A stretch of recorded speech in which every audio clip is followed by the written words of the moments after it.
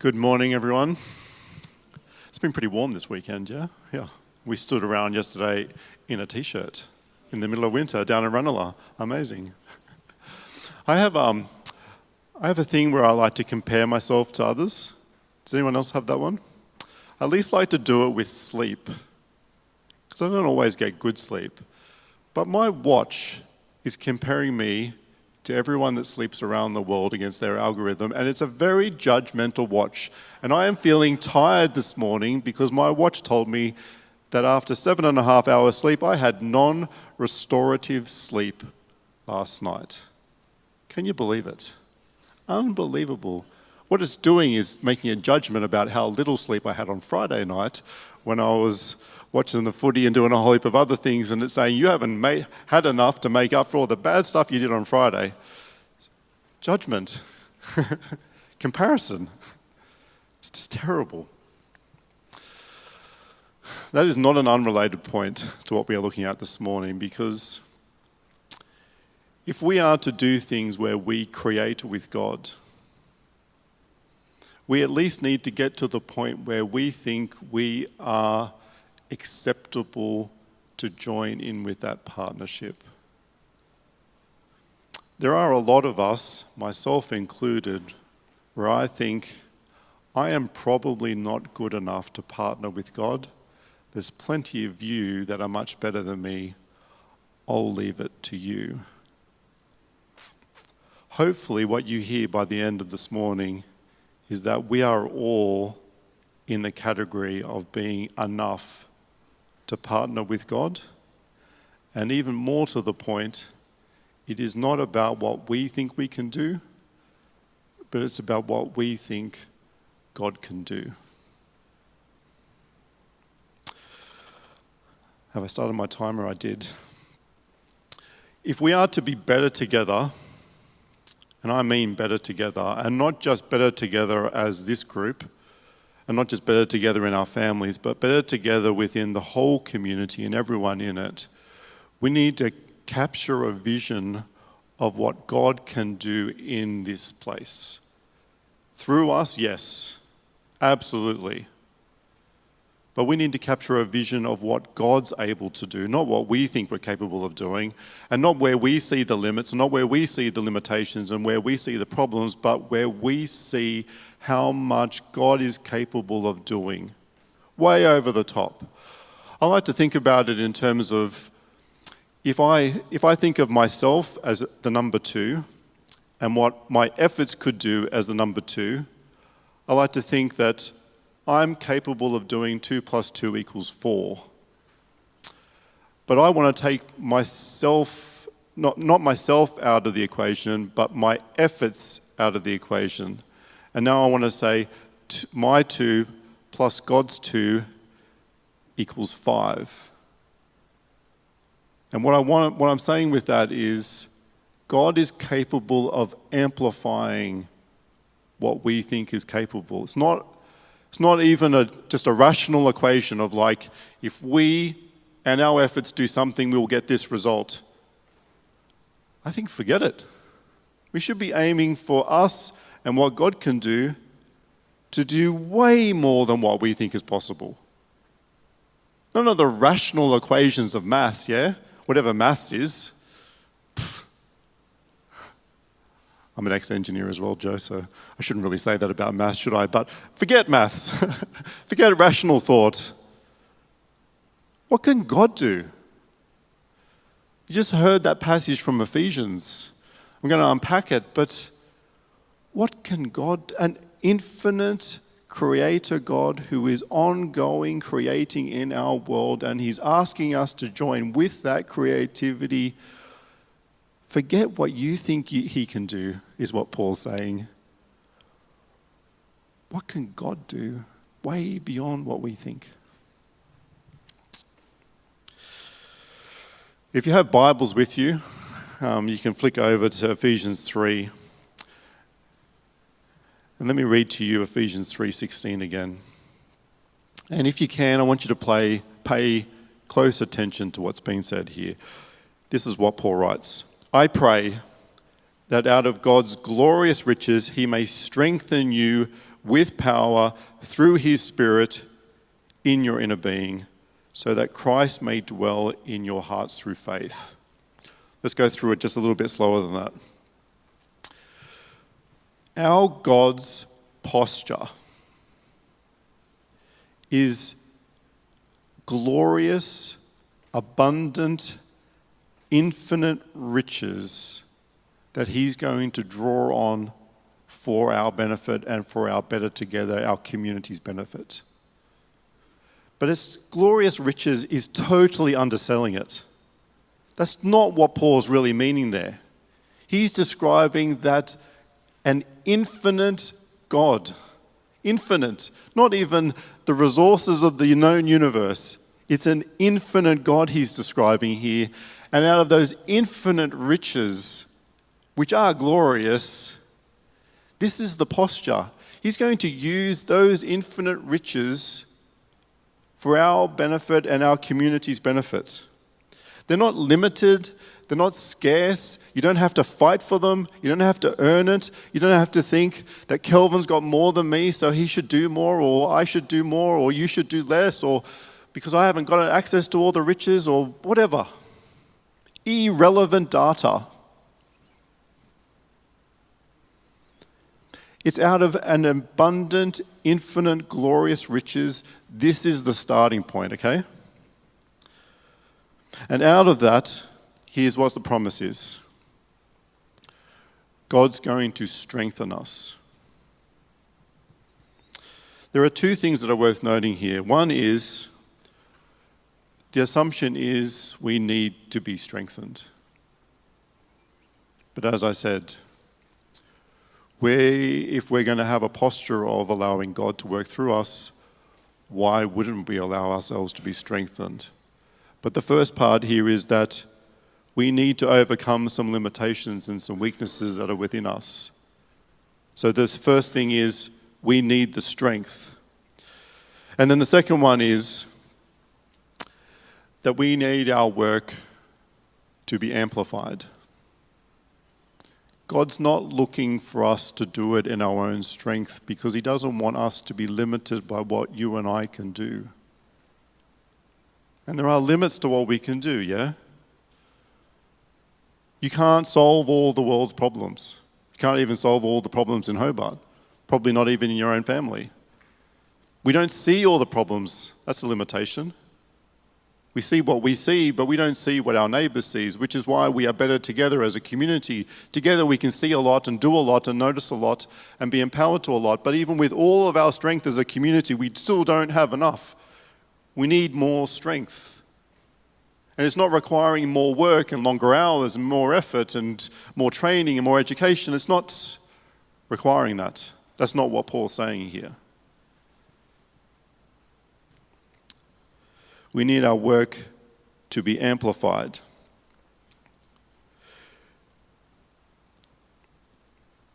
Let me go on.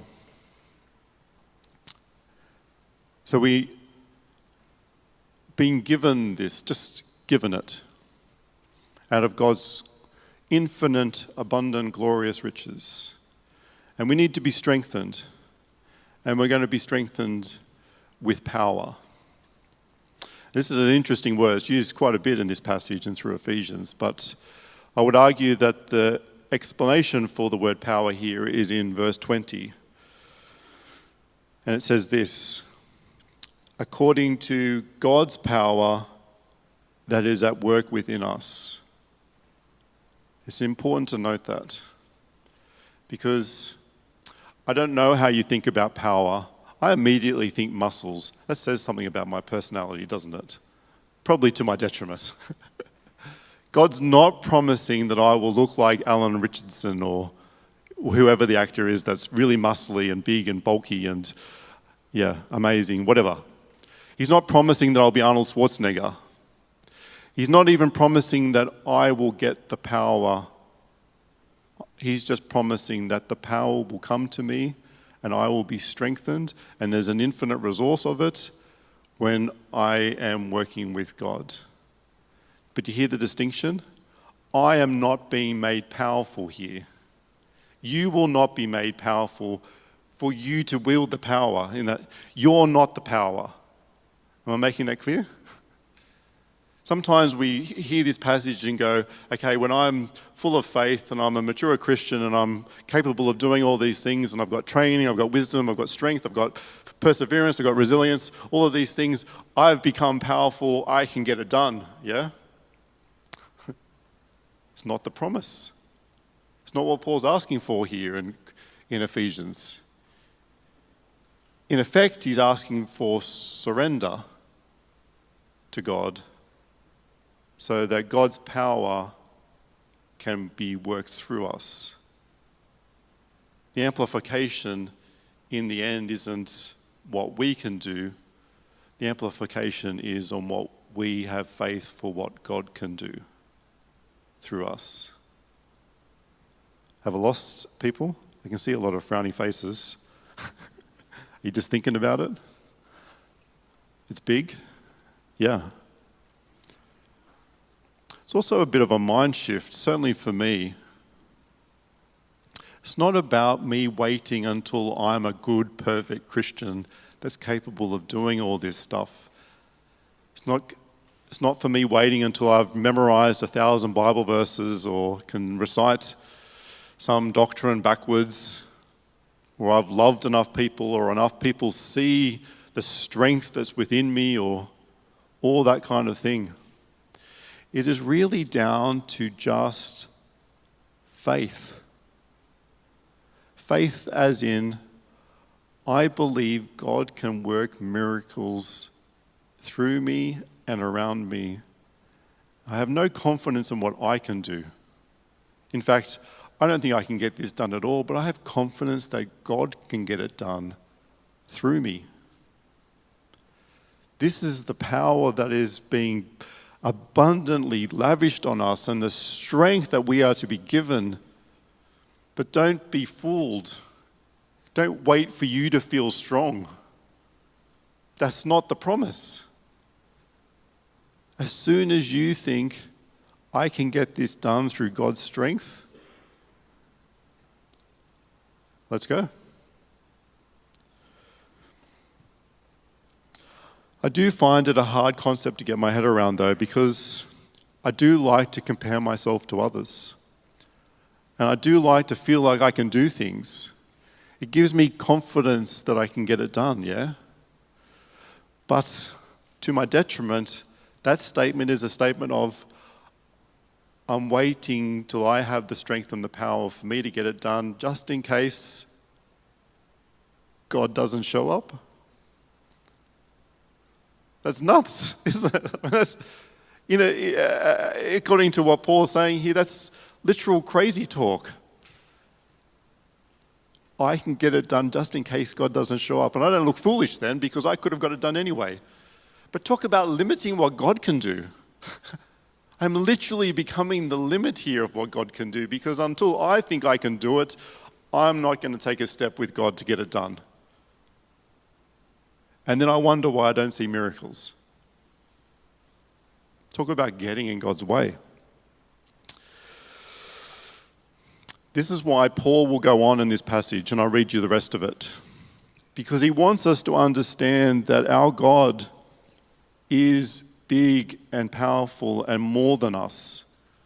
So yes, he said this first verse that you will be strengthened with power to do all these amazing things. But then he says this, I pray that you know God. This is now in 17. I pray that you, being rooted and established in love and in your understanding of God, that you may have power together with all of the community, all of the Lord's holy people to grasp this. That your God, however wide you can picture him, however deep, however big, however high, whatever experience you have had with walking him out in the wilderness, just picture that, and the mountains and the rivers, whatever you have in your head, he's way bigger. If you think that you have knowledge of love, if you have knowledge of what can be done, His wisdom and knowledge surpasses. It goes past it. Whatever you have as a limit to that knowledge, his is bigger. And then in verse 20, whatever you can imagine, or whatever's occurred to you to ask, you've noticed a need and you've asked for some support and help. Wherever that limit is, again, this is your limit, not God's. Now to him, to God, who is able to do infinitely more than all that we ask or imagine, according to his power that will be at work within us.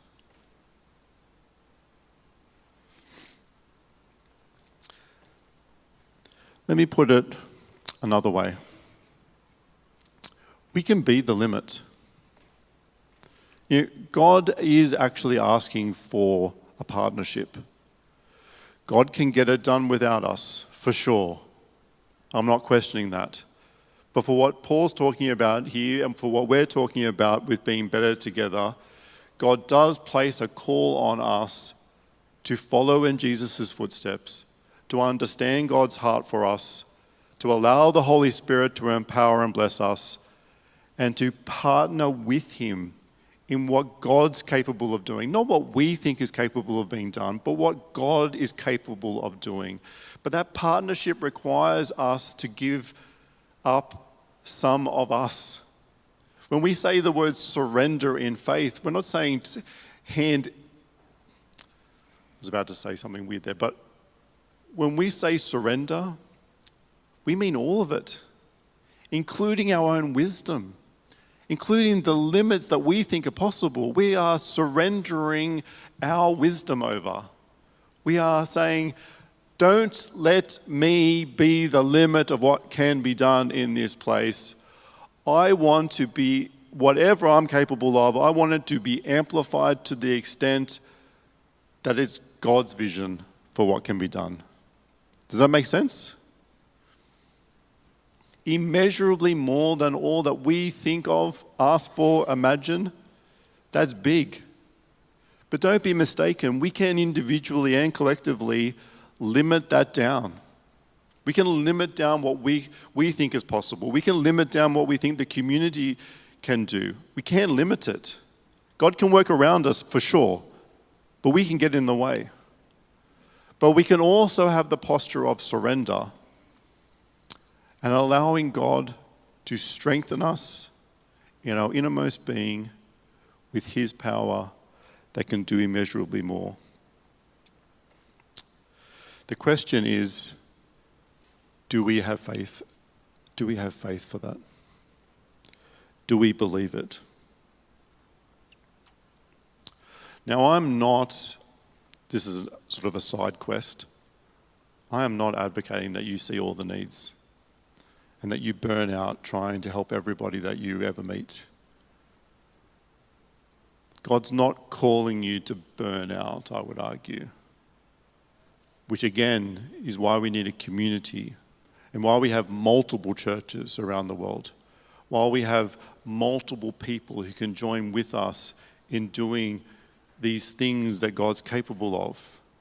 He wants us to partner with him, but you don't need to do everything.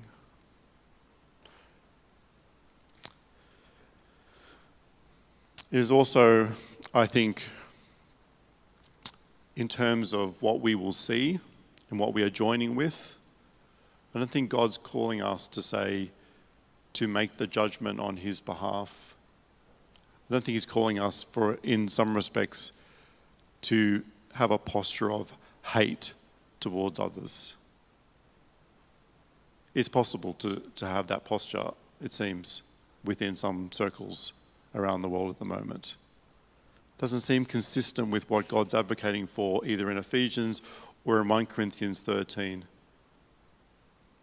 But that can be hard as well because comparison happens at so many levels. It's not just about comparing ourselves to what you can do and what I can do and our gifts and abilities and strengths. It's also comparing each other to, are you more holy than me, or am I more holy than you? Am I more worthy of God, less worthy? We have to be careful of what can creep in around that comparison trait that we seem to have. Again, it will not be a question of what we think, but what God can do through us. Our job is to go with where God's calling us.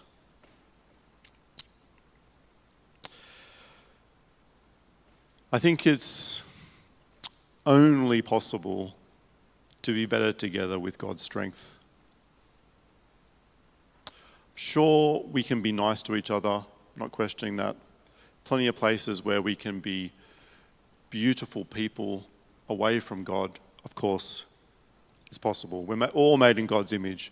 We all have the ability to extend God's face to each other, for sure. But don't limit it down to just what you can do without God on any level.